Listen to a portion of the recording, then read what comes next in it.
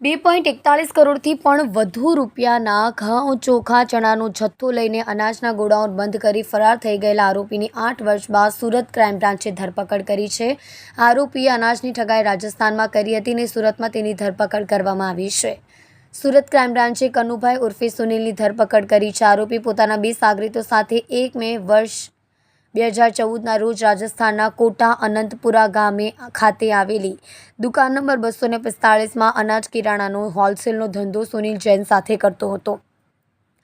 તેઓ અમદાવાદ નવા Naroda Dastan farm house ખાતે અલગ અલગ ફાર્મના નામથી આશરે 14 દુકાનો ભાડેથી ખોલી હતી.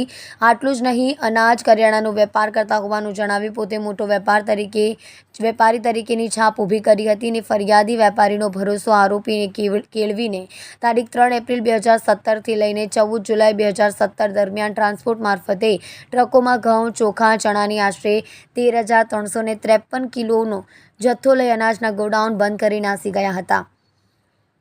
આ અનાજના જથ્થાની કિંમત 2.41 કરોડ રૂપિયા હતી. વોન્ટેડ આરોપીને પકડવા માટે કોર્ટ દ્વારા CRPC કલમ 70 મુજબનું વોરંટ પણ ઇસ્યુ કરવામાં આવ્યું હતું.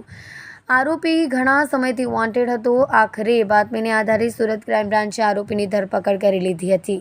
હાલ જે આરોપીની ધરપકડ કરવામાં આવી છે તે અલગ અલગ રાજ્યોમાં જઈને અનાજનો વેપાર કરતો હોવાનું જણાવીને થોડા સમય માટે જુદા જુદા શહેરોમાં ભાડેથી ગોડાઉન ખોલી મોટા પ્રમાણમાં અનાજનો જથ્થો મંગાવી લીધો.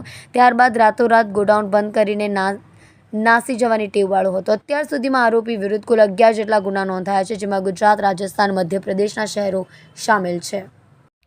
કલ્પેશ રાણા સાથે જોતા રહો ન્યૂઝ 9 ગુજરાતી, સુરત.